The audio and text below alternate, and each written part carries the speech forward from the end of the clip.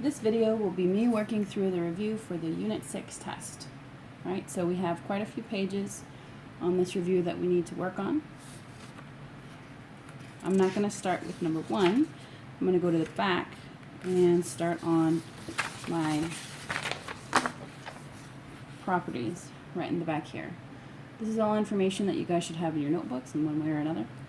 And you will have a portion of this table on your test, so you need to make sure that you know all of these properties very well. So one thing that I'll say is that a lot of students, they try to go across and do this by the property. I prefer to go down and do it by shape. Just seems to be a little bit easier that way. So if the shape has that property, we're going to check it. If not, then we'll leave it blank. So a parallelogram has two pairs of opposite parallel sides. It has two pairs of congruent sides. The diagonals do bisect each other. Diagonals are not necessarily congruent or perpendicular. It has two pairs of opposite angles that are congruent. It doesn't necessarily have all right angles, and it doesn't necessarily have all sides that are congruent. So that's all we can really put for parallelograms. Now it's important to note that rhombuses, or rhombi if you prefer, rectangles and squares are all parallelograms. So you can automatically check off all of the properties of parallelogram because a rhombus is a parallelogram. In addition to being a parallelogram, it does not necessarily have diagonals that are congruent, but the diagonals are perpendicular, meaning they form a 90-degree angle. All the angles are not necessarily right, and all the sides are congruent. That's the definition of a rhombus. Now let's move on down the line to a rectangle. A rectangle is not a rhombus, but again, it is a parallelogram. So I'm going to go ahead and check off all of the properties of a parallelogram for a rectangle. And in addition to that, rectangles do have congruent diagonals. They're not necessarily perpendicular. All of the angles are right angles. That is the definition of a rectangle. And all the sides are not necessarily congruent, so I'm not going to check that one. Now let's move on to square. A square is a rectangle, a rhombus, and a parallelogram. So if any of these previous three columns are checked, then we're going to automatically go ahead and check them for a square, because a square is always a parallelogram, it is always a rhombus, and it is always a rectangle. There's really nothing special about a square. Well, let's face it, there's a lot of things that are special about a square if you think about the family tree, but by definition, a square has both all right angles and all sides congruent. So that's what makes a square, but it actually just has all of the properties of the previous shapes. The last one in our column here is the isosceles trapezoid, which is a trapezoid that fell in love with an isosceles triangle. True story, definitely science. It has one pair of parallel sides. It has one pair of congruent sides, and the diagonals are congruent, and that's really all the properties that we can check for an isosceles trapezoid. So it's out there on the other far side of the family, which in this family is a good thing. All right, so those are your properties. Make sure that you know them very well, and you have to use those properties to solve problems like 15 and 16. So we're going to slide up, still on the back page. So they give us directions here. They tell us that MATH, math, is an isosceles trapezoid. So because this is an isosceles trapezoid, we automatically know that the legs are congruent and the top and the bottom are parallel. So these are parallel. The top's parallel to the bottom, and you can mark those with arrows if you want. And so when we call that, say the top and the bottom, those are also referred to as the bases. They're parallel. And the legs are the left and the right sides here. Those guys are congruent. So these are congruent, and the top is parallel to the bottom. So I'm just going to mark that on my picture. Now what they want us to find here is XY, the length of AT and the length of T. And I shouldn't have this line here, but I do. It's not a big deal. Alright, so to find x, we're going to have to set up some kind of relationship with the side lengths here, and to find y, we're going to have to figure out a relationship with the angle so that we can set up our equation and solve From there, it's just a matter of plugging in the variable for what they want. So if I look at the sides first, I notice that the legs are congruent, so that means that x plus 6 is going to be equal to 2x minus 1. So if we want to solve for x, we're going to go ahead and set up this equation. I'm going to subtract x from both sides. Again, I'm subtracting x from both sides there. Then I'm going to add 1 to both sides. And I get that x is equal to 7. Alright, so that's part of my answer right there. So I'm going to put a 7 over here. X is equal to 7. And they want to know the side length of AT. So if I look at my picture, AT is this right here. This is AT, and this is the expression that represents the length of AT. So if I just plug in x into 2x minus 1, I'm going to get the length of AT. Now technically, because both of these are the same, I could plug x into here just as easily, and it would give me the same answer. So 7 plus 6 over here would give me 13. 2 times 7 is 14 minus 1 is 13. So either way, you're going to get the right answer. But just to show you guys what I'm doing here, I'm plugging in 7 into 2x minus 1, simplifying it, and I'm getting 13 for AT. So I'm going to go ahead and fill that in over here. So AT has a length of 13 units. Now we're going to fill in y and angle T. So if I look back over here at my picture, I have to keep in mind that this is an isosceles trapezoid.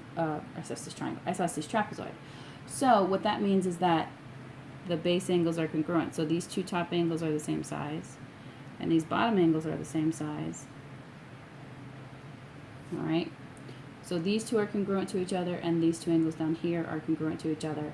Now, because the bases are parallel, these two angles are supplementary, and these two angles are supplementary. So because these two angles are supplementary and these two angles are equal, it follows that the opposite angles of isosceles trapezoids are also supplementary. So that means that this angle plus this angle is going to be equal to 180. So that's the relationship that we're going to use to solve for y. So I'm going to come down here.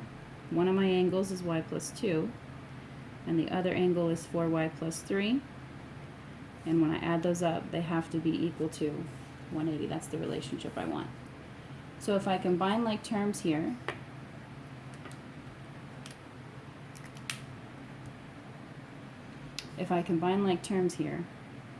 these are like terms, and these are like terms. So 1y plus 4y gives me 5y's. 2 plus 3 gives me 5. And that is still equal to 180 degrees. If I subtract 5 from both sides, that's going to get me 5y equals 175. And if I divide both sides by 5, I get that y is equal to 35. So that's what y is equal to. I'm going to go ahead and fill that in over here. And then the last piece of information they want me to find is angle T. So I got to go back to my picture. Angle T is right here, and they don't give me anything for T, but they do give me an expression for H, and I know that because this is an isosceles trapezoid, which they tell me right there, because this is an isosceles trapezoid, those two angles are the same. So if I plug y into here, I'll get angle T. So this one is just going to be 35 plus 2, and that is where I'll get my measurement for angle T, which is 37 degrees. So for number 15 on the review, x is 7, y is 35, AT is 13, and angle T is 37 degrees. All right, so there's a lot going on in that problem, but each part is pretty easy to solve for. Sides will always be set equal to each other because the only type of sides we got in these shapes are congruent sides. And then angles are either going to be set equal to each other, or they'll be added together and set equal to 180. So let's move down to the next one. This is rhombus, WXYZ. So because this is a rhombus, all four sides are the same size.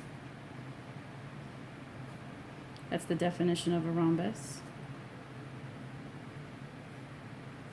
Also, because this is a rhombus and all rhombuses are parallelograms, these two sides are parallel and these two sides are parallel, and all four sides are congruent. So they want us to find x, y, segment wx, and angle y. So let's go ahead and zoom in here and see what we have to work with. So in order to find angle x, or excuse me, angle y, I need to be able to solve for x. Now, because this is a rhombus and rhombuses are parallelograms, these two angles are equal to each other. 3x plus 1 equals x plus 19. That's a property of parallelograms. So if I want to solve for x, I'm going to have to set these equal to each other. 3x plus 1 equals x plus 19. So there's my relationship, or an equation as we call it in math class. If I subtract x from both sides, I'll get 2x plus 1 equals 19. If I add 1, or subtract 1 to the other side, subtract 1 from both sides, I should say, I'm going to get 2x equals 18. Divide both sides by 2, and I get that x equals 9. So again, I subtracted x from both sides, subtracted 1 from both sides, and divided both sides by 2. So I got x equals 9. And then I'm going to plug that in to find angle y. So again, they don't give me an expression. They don't define angle y for me in terms of an expression, but they do tell me z and they do tell me x, and I know that these are the same size angles. So first of all, if I plug 9 into here, that's going to be 28 degrees, right? So 3 times 9 is 27, plus 1. So this angle right here is 28 degrees. Now, keeping in mind that these are all parallel lines here, these two parallel lines are being cut by this third side, which we would call a transversal.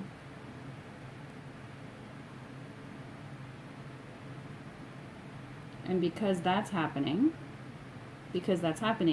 I know that these two angles are supplementary. Again, I have my parallel lines. These are cut by the transversal, and these are basically same side interior angles. So all I've got to do here is subtract 28 from 180.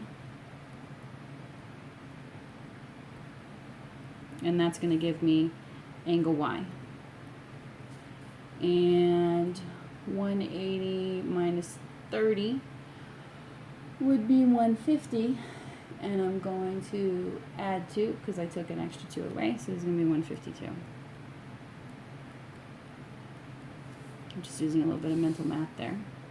So x was 9. Angle y is going to be 152 degrees. And now we just have to find y and the length of segment wx. So going back to our rhombus, we have two sides given to us, and we know that all four sides are congruent, so we're just going to set these equal to each other. So down below my figure here, I'm going to go ahead and take y plus 13 and set it equal to 3y minus 1. I'm going to subtract y from both sides. I'm going to add 1 to both sides. And if I divide both sides by 2, I get y equals 7. So a little bit of basic algebra there. So I'm going to mark that over here on my answer key. And if I look at what they want me to find, they want me to find the length of wx. And wx is up here. And again, there's no expression explicitly given, but we know all four sides are the same size. So I can plug my answer, which is 7, into either one of these expressions, and it'll be correct. So if I plug it into here, I'll get 3 times 7 minus 1, which is 20. If I plug it into here, I'll get 7 plus 13, which is 20. All four sides are equal to 20. So this is going to be 20. And there's my answer key for number 16.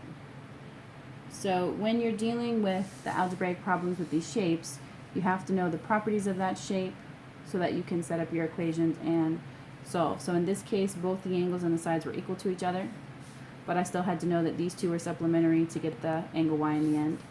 And then up here, these two angles were supplementary, and I had to solve it and plug it back in to get angle T, and I had to know that these two angles were congruent. All right, so that's it for the last page. So let's toss that one aside and pick something else to do.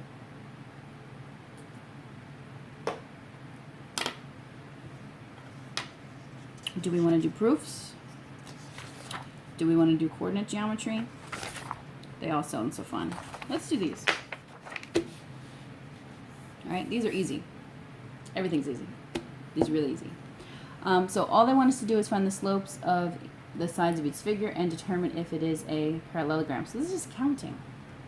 All we're doing is counting. So I'm going to find the slope of all four sides here and see if this is a parallelogram. Basically what that means is that if these opposite sides have the same slope, then it's a parallelogram. That's pretty much all we're doing. So AB, the slope of AB is, I'm going to go down, I have to count, so a couple rules to remember with slope. You always count how far up or down and then how far to the right. We never go left. We always read slope from left to right. So I'm going to count down and to the right to figure out the slope of AB. So positive slope would be up and to the right, up and to the right. Negative slope would be if I'm going down and to the right. So because I'm reading this from left to right, to get from A to B, I'm going to have to count how far down and how far to the right. Automatically, I know that that slope's going to be negative. So I'm going to go down 2 and to the right 4. So that means that the slope of AB is negative 2 over 4. And we can simplify it. I'm not going to worry about it just yet. To get the slope of CB, I'm going to have to go, again, I'm going from left to right. I'm going to count how far up and then how far to the right because we do rise over run. So there's going to be 1, 2, 3, 4, 5, and then to the right 2. So this would be positive 5 halves for the slope of CB. For the slope of DC, again, I'm going down and to the right. I'm going to count down 2 and to the right 4. Again, my slope is negative. And for DA, I'm going to count 1, 2, 3, 4, 5, and to the right 2. So the slope is positive because I'm going up and to the right. And I'm reading from left to right, so that's positive slope, 5 halves. So right off the bat, you can see that these two, I'll highlight them. These two have the same slope. I'll highlight my picture, AB and DC. And these two have the same slope. And again, I'll highlight my picture, which are the other two. All right, so my picture looks something like that. And because I do have two pairs of parallel sides, by definition, this is a parallelogram. And that's really it. Okay? You have to count the slopes. The slopes are the same. Lines are parallel. And therefore, you have parallelogram. All right, let's look at the next one. All right, we've got, what is this? EF, GH. So let's count the slopes here. So first of all, I don't have to count EF and HG. All right, they're perfectly horizontal, which means they're flat lining. So that is a slope of 0. So another thing to note is that if you have a perfectly horizontal line, that slope is 0. And if you have a perfectly vertical line, that slope is undefined. Okay? So you can see here for FG, I have a horizontal line, excuse me, a vertical line. So the slope there would be undefined. And then if I count my slope, if I count my slope for HE, again, I'm going from left to right. This is extremely steep, but I can still count it. So I'm going up 1, 2, 3, 4, 5, 6, and 7, and to the right 1 from H to E. So that has a slope of 7 over 1. So the slope of EF was 0. The slope of HG was 0. The slope of FG was undefined because it was perfectly vertical. And then the slope of HG was 7 over 1. So if we look at the slopes here, only one pair of lines are parallel. An undefined slope and a slope of 7 are not the same, so they're not parallel by definition. And these two lines are parallel. So what we have here is not a parallelogram, but we do have a trapezoid. So it's not a parallelogram, but because there's one pair of parallel sides, it is a trapezoid. Okay? Trapezoid, right there. Here's the second one. Last one on our list here. Okay? Do we have a parallelogram? It looks like it, but let's see. So again, I'm going to count from left to right, rise over run. So all of these lines have negative slope because they're all going down and to the right, just at different steepnesses. So from T to C, I'm going to go down 1, 2, 3, 4, 5. And I'm going to go right 1, 2, 3, 4, 5. So that has a slope of negative 5 over 5. And I'm going to jump down here and try the next one. This is 1, 2, 3, 4, 5. 1, 2, 3, 4, 5. This one has the same slope. So we can go ahead and mark those as being parallel. And they both have the same slope down here. I don't even care to simplify it because as long as I know it's the same, that's all I care about. And then TS and CH look like they have the same slope as well. From here I'm going down 1, 2, 3 and to the right. Here I'm going 1, 2, 3 and to the right. 1 unit. So these are also parallel. And notice I'm marking them with different number of arrows. So if two lines have the same number of arrows, that means that they are parallel to each other when you're reading a diagram. So these had a slope of negative 3 over 1. Alright, so we had two of the line segments had a slope of negative 1, and then the other two had the same slope of negative 3. And so that makes this a parallelogram. And there are 3 problems. So just knowing a little bit about slope, we can determine what type of shapes we have here on our graphs.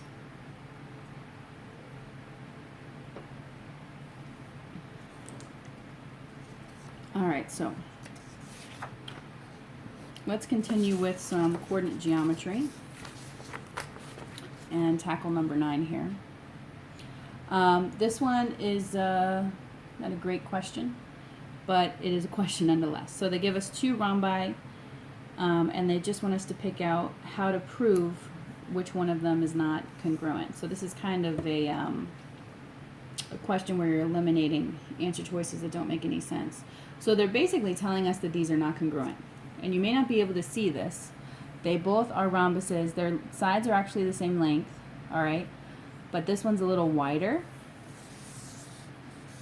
than this one. This one's a little skinnier. It looks like someone took it and squeezed it in. So it's not as wide. It's kind of hard to see. But if you find a couple of the measures, then you'll be able to see that. So if we just look over here, it says AC is perpendicular to BD, but FH is not perpendicular to GK. So AC has to be perpendicular to BD because it's a rhombus. And FH has to be perpendicular to GK, otherwise it's not a rhombus. So that doesn't make sense because clearly they are perpendicular to each other. BC is not congruent to GH. So BC is not congruent to GH. That's also not true. And we can investigate that. Now, of course, if their side lengths weren't the same, they wouldn't be congruent.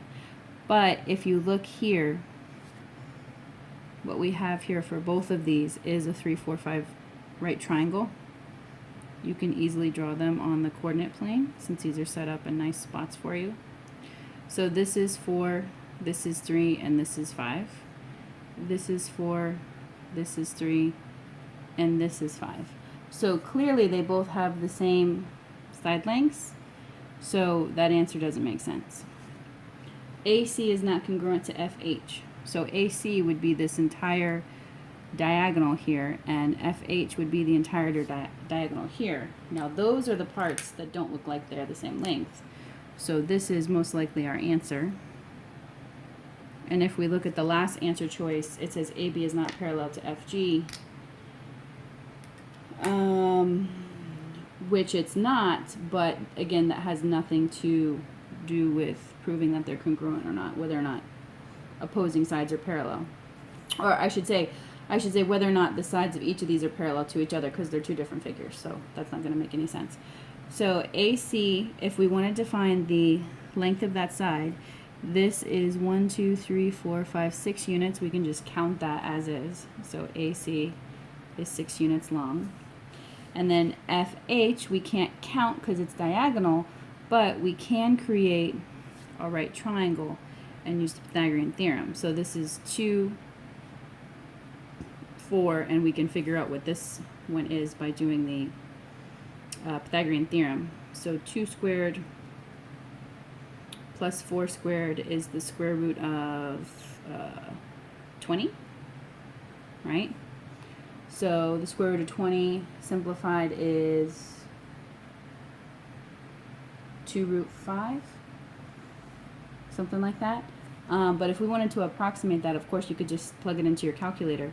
But we know that the square root of 16 is 4, and we know that the square root of 20 is, we know that the square root of 25 is 5. So it follows that this value lies somewhere between 4 and 5 units in length, and that is definitely not going to be congruent to 6. So this is the correct answer pretty much because it's the only one that makes sense here. Okay, so they told us that they're not congruent, and by examining the answer choices, we figured out which answer makes sense. All right, 10 and 11 are some fill in the blanks. These are very easy vocabulary for you. So the slopes of blank lines are the same. That would be the slopes of parallel lines. The slopes of blank lines are opposite reciprocals, and of course that's going to be perpendicular. We know that to be true. All right, so this one is also coordinate geometry, so we're going to go ahead and try this one out. They give me coordinates, and they want me to prove that this is a rectangle. So I can deduce that if I plot this, it should be a rectangle, because I can't prove that a shape is a rectangle if it is not a rectangle.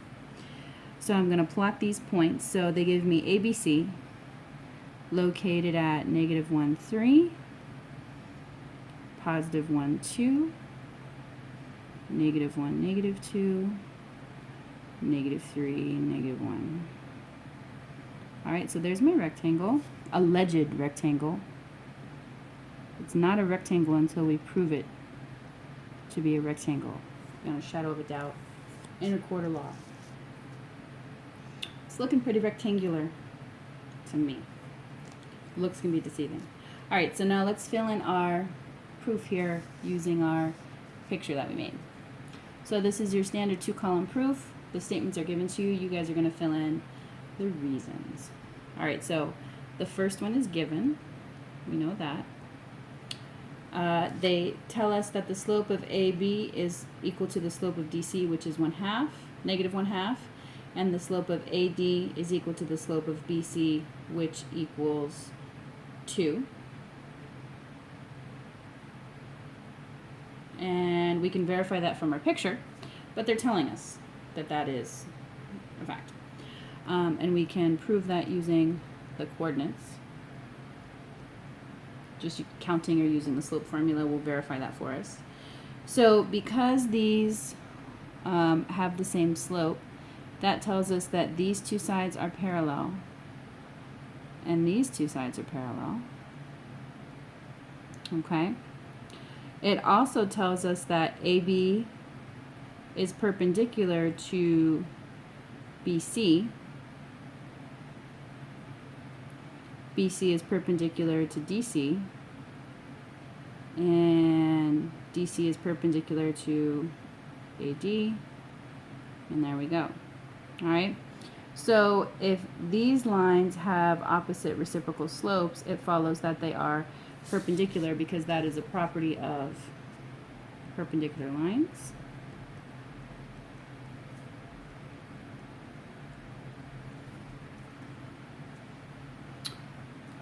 Angles A, B, C, and D are right angles. That comes from the definition of perpendicular lines. And ABCD is a rectangle, because that is the definition of a rectangle. So it's a pretty short, easy proof. So really it doesn't even matter that it has opposite sides that are parallel. What matters is that the slopes of the consecutive sides, or that the sides that are touching, are opposite reciprocals. So this has a slope of -1/2, this has a slope of +2. Where they intersect has to be a 90-degree angle, and it is true all the way around our rectangle. So by definition, rectangle is any quadrilateral with 4 right angles, and we proved that right here using slope, essentially. And that's it.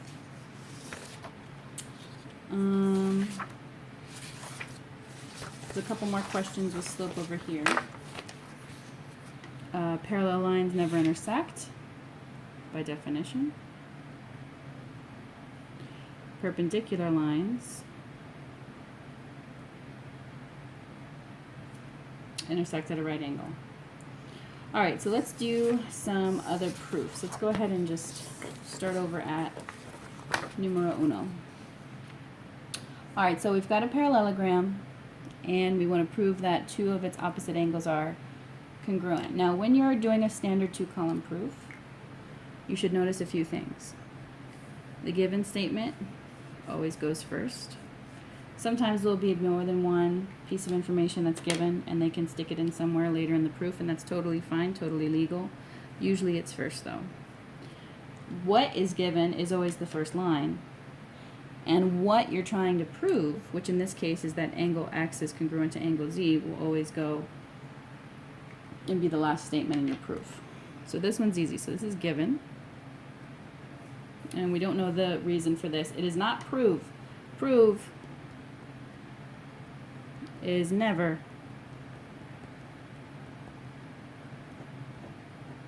a reason.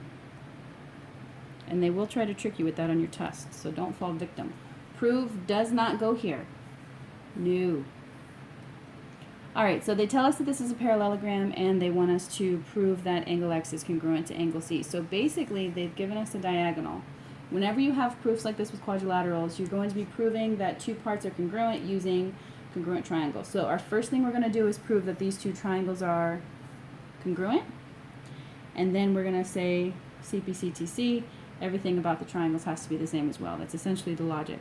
So because they established that this is a parallelogram, and that's given, we know that WX is parallel to ZY, and that WZ is parallel to XY. So we're going to mark our diagram to reflect that. We know that ZYW,